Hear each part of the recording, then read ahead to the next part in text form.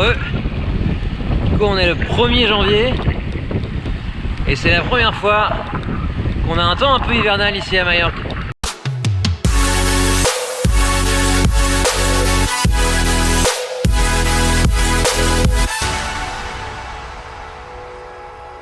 C'est un peu étonnant. On a passé la semaine au soleil et là ah ouais on se les caille hein. Je sais pas comment ils font en cours. Moi je suis en long là et déjà j'ai froid. Il doit faire 9 degrés plus l'humidité. Alors ça picote hein. En plus aujourd'hui, comme c'est le dernier jour, on va aller se tirer la bourre à Sacalobra.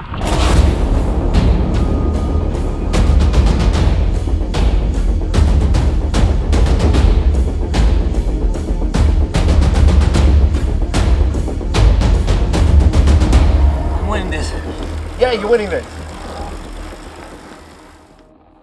C'est la montée d'un petit port qui est au bas d'une grosse falaise.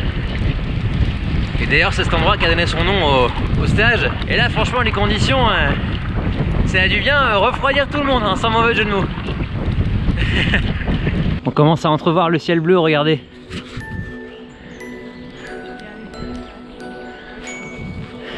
Ça y est enfin. Le soleil chauffe à gauche là. Ça va dissiper le brouillard un peu.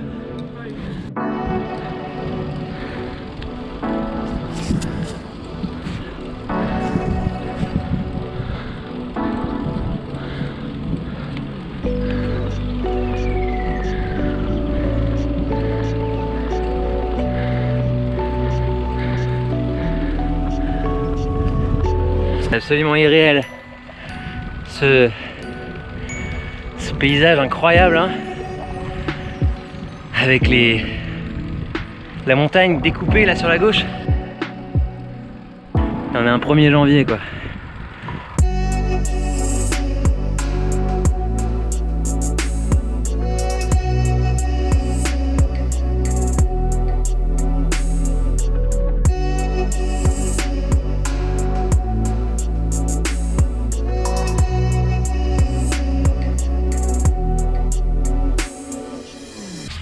Alors contrairement à ce qu'on pourrait imaginer, nous ne sommes pas demain, nous sommes toujours le 1er janvier.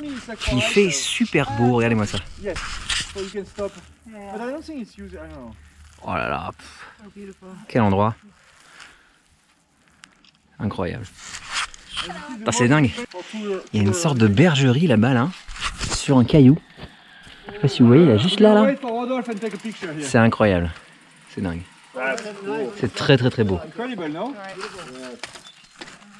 I saw you with a t-shirt and I thought it was genial and I was about to say, oh, nice t-shirt. And I said, oh, no hair. Wait, you confused me for Genia? Yeah, but from far, you know, it was like... You don't want to be telling Genia this. On va arriver au col del Reis, presque, enfin, je crois, hein, avec ce magnifique petit pont.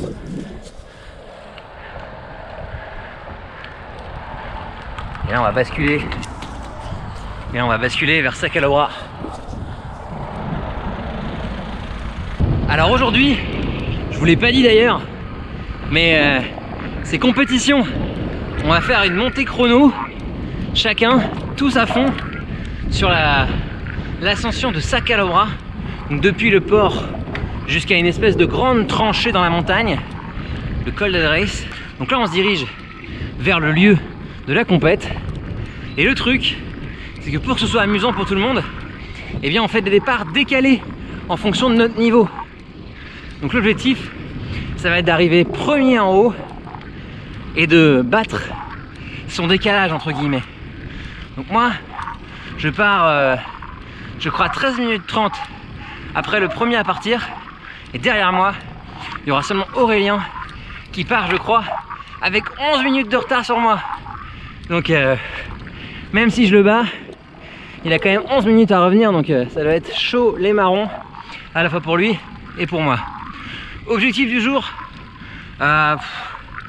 m'amuser à bloc et peut-être bien faire un PR sur 30 minutes. Enfin en termes de puissance, je vise, allez si je peux faire 280 ça serait bien. un peu plus ce serait cool. Mais ça permettra un petit peu de matérialiser les progrès réalisés cette semaine. Enfin le retour en forme plus précisément que j'ai effectué cette semaine. Allez, je vous retrouve au port de Sacalobra. À tout à l'heure.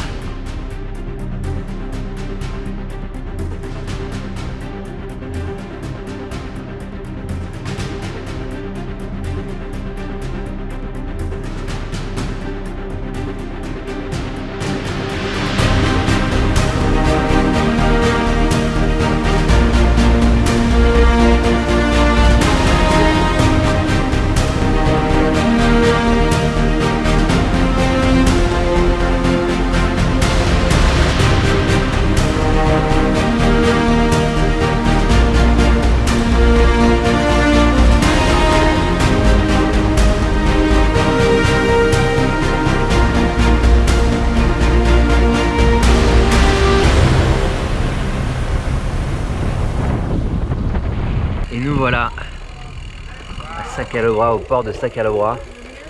Je sais pas si on va descendre jusqu'en bas, mais en tout cas la course commence d'ici. Là-bas on les voit pas, mais il y a des espèces de ralentisseurs. C'est de là que la course va commencer. Ah, il fait frais par contre, putain. Il fait très froid. Il y a 9,5 km à 7% à faire aujourd'hui. Objectif, faire un best watt. 280, 285 comme je disais tout à l'heure. Et puis le temps, je pense que le temps ça devrait faire dans les 38 minutes, 37 minutes. Alors on va voir, on verra ce que nous donne le temps, mais on va bourrer comme des fous, ok? On va bourrer comme des fous. Et c'est parti pour cette montée de Sacalobra, direction le col del Reis. Objectif, entre 280 et 285 watts sur l'ensemble de la montée.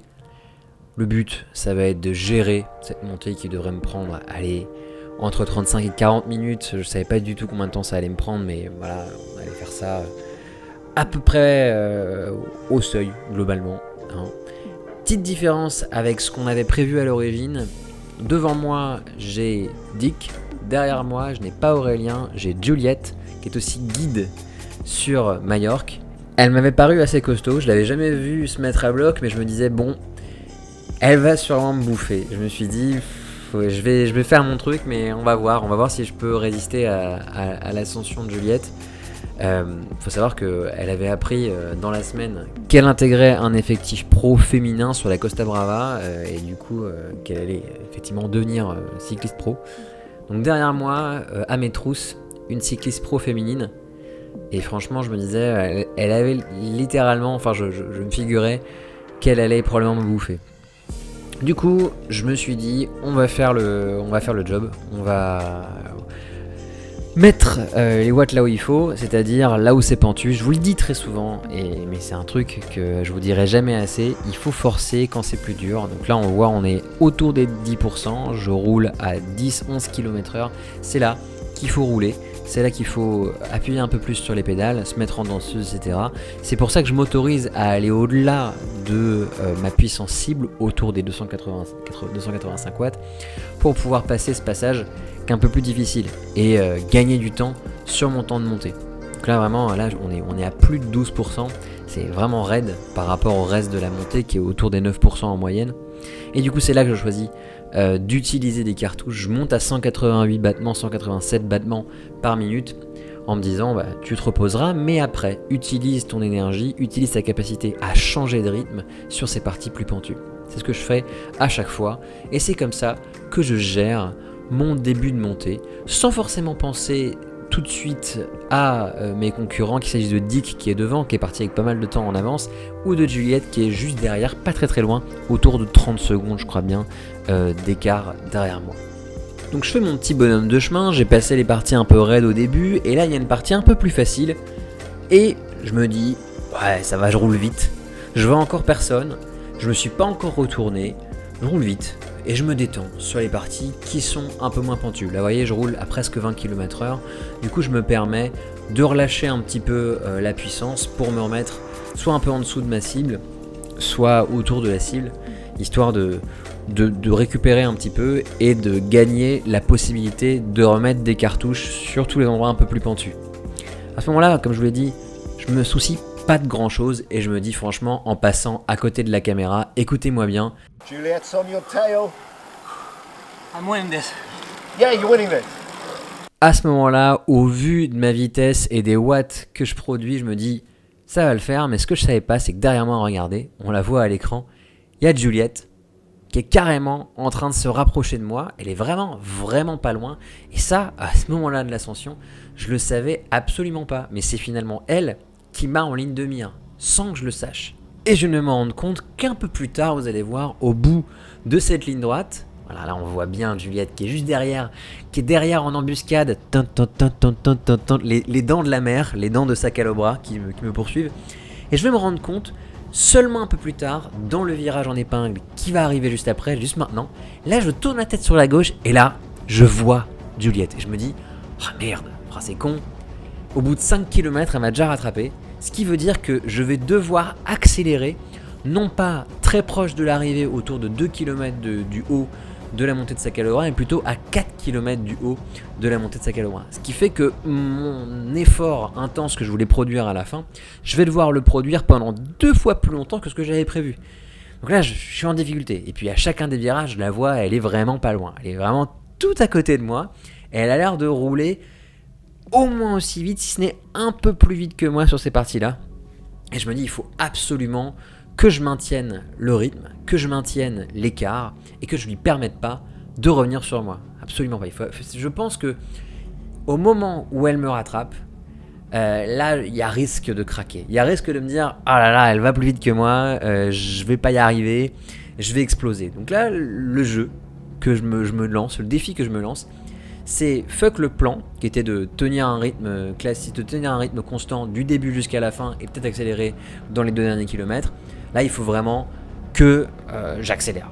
Donc j'accélère en me disant, je sais pas trop où ça va me mener, mais on va se mettre dans le rouge, on va se mettre dans une situation très inconfortable pour pouvoir continuer à monter aussi vite que Juliette et pouvoir la décrocher peut-être à un moment donné. Donc là, virage après virage, elle est toujours au contact, hein. Elle est vraiment pas loin, on la voit très bien là à l'écran, elle est vraiment pas loin, et devant moi, je sais pas si vous avez vu dans le plan d'avant, on voit déjà Dick, c'est-à-dire qu'on monte à une vitesse par rapport à ce qui était prévu, on monte vraiment très très vite par rapport à ce qui était prévu par Aurélien, parce qu'on rattrape déjà Dick alors qu'on normalement on aurait dû le rattraper dans les tout derniers kilomètres, il est juste devant moi, et là à ce moment-là je me dis, bon, j'ai Dick en ligne de mire, c'est lui que je vais aller chercher.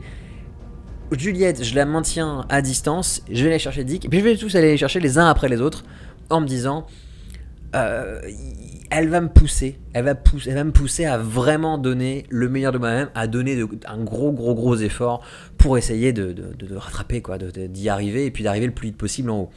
Et là, au moment où je rattrape Dick, déjà cette fois-ci, je lui laisse pas prendre ma roue, parce que je sais que derrière moi, il y a Juliette qui est en train de lâcher les chevaux pour me rattraper. Au moment où je le rattrape, je me dis, bah c'est parti, je trace.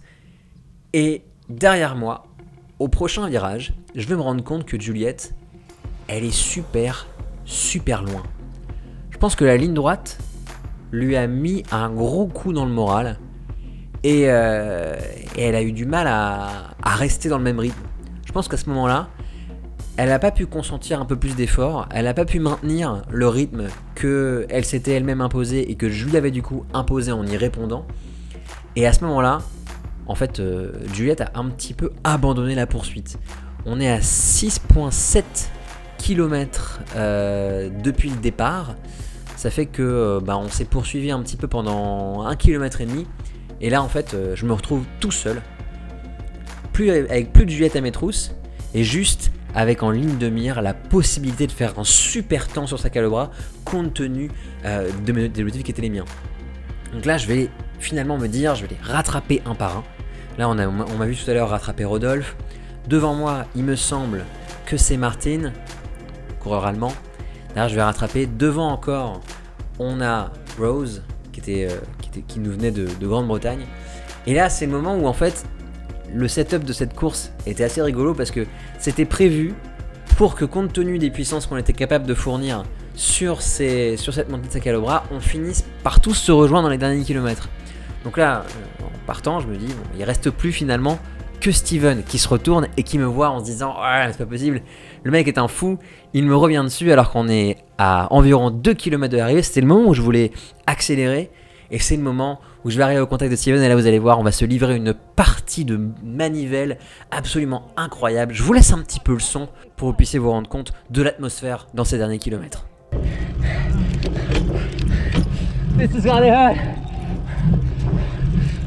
Au moment où je dépasse Steven, je me dis bon, c'est c'est fait, je vais pouvoir terminer tout seul, mais il me redépasse. Il me redépasse et je me dis, il veut la baston. Et là, je suis déjà à 190 BPM, je suis complètement à fond, mais genre vraiment, là, on est à plus de 300 watts, on est largement au-delà des valeurs que je m'étais fixées. Je me dis, mais il va falloir qu'on se batte, ça va être un duel à mort dans les 2 derniers kilomètres de la montée de Sacalobra, parce qu'il nous reste presque exactement 2 kilomètres. Et là, je me dis, mais il faut que je l'asphyxie dès le début, parce que lui aussi, il doit être à l'article de la mort, et il faut vraiment que j'arrive à lui livrer bataille correctement et vaillamment, malgré le fait que j'ai déjà dû combattre l'assaut mené par Juliette, que j'ai déjà dû moi aussi fournir mon effort sur toute la montée de Sacalobra. Et là, il faut vraiment que je le lâche le plus vite possible, parce que s'il commence à se reposer dans ma roue, il va pouvoir essayer de me sauter sur la ligne, et c'est absolument pas ce que je souhaite qu'il se passe. Donc vraiment, je vais lui mettre la pression au max en acceptant de me foutre dans une situation absolument terrible en matière de rythme cardio-respiratoire. Et là, sur ce virage, je sens qu'il commence un petit peu à craquer. Il commence à craquer, mais il s'accroche. Il s'accroche, il repart en danseuse, il remet un peu de braquet, et regardez, il arrive à revenir, malgré tout. Dans ma roue, regardez, il s'arrache, hein, c'est un truc de fou, regardez le visage, il est complètement à fond, moi aussi d'ailleurs. Et là, je me dis, mais je vais jamais pouvoir m'en débarrasser, ça va être infernal ce dernier kilomètre, et il reste à peu près 1,5 km.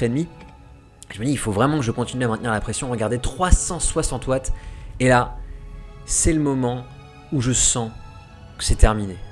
Là, je sens comme une sorte de poids qui s'en va, parce que derrière, maintenant que Steven est lâché, je vais pouvoir me remettre sur mon rythme de croisière, 300 watts environ, et penser à terminer en beauté. Regardez le soleil qui vient frapper les flancs de la montagne et qui vient me dire, Nicolas, il te reste 1 kilomètre. Et dans ce dernier kilomètre, tu vas pouvoir juste profiter et maintenir ton effort en pensant au fait que tu vas arriver en premier en haut. Regarde ça, il fait super beau. Et on arrive à l'endroit le plus pittoresque de la montée de Sacalobra.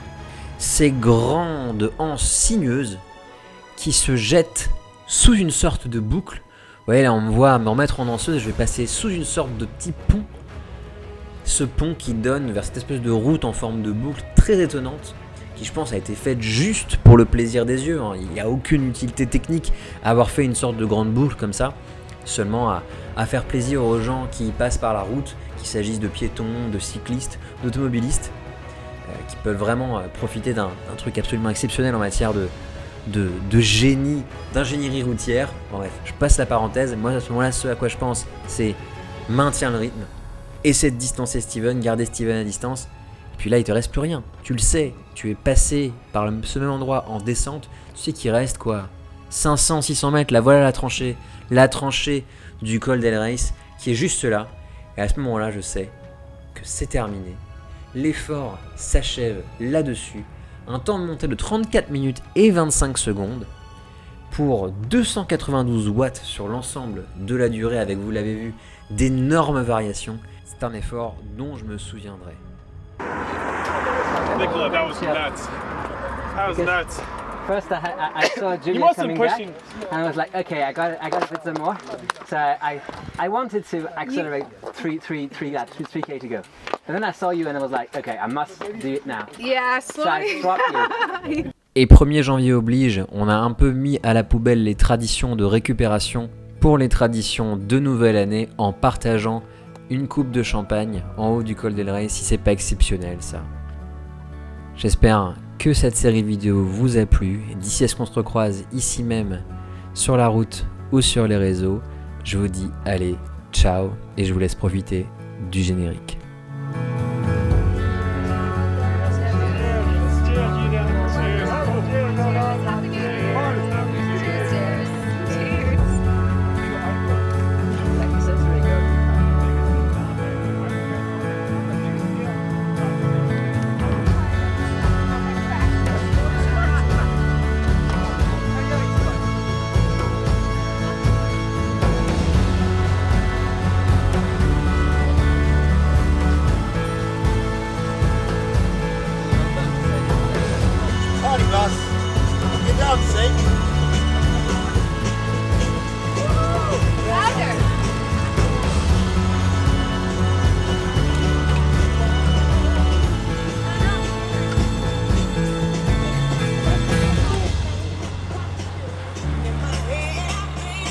was gonna go. Oh no, sorry, not anymore. No.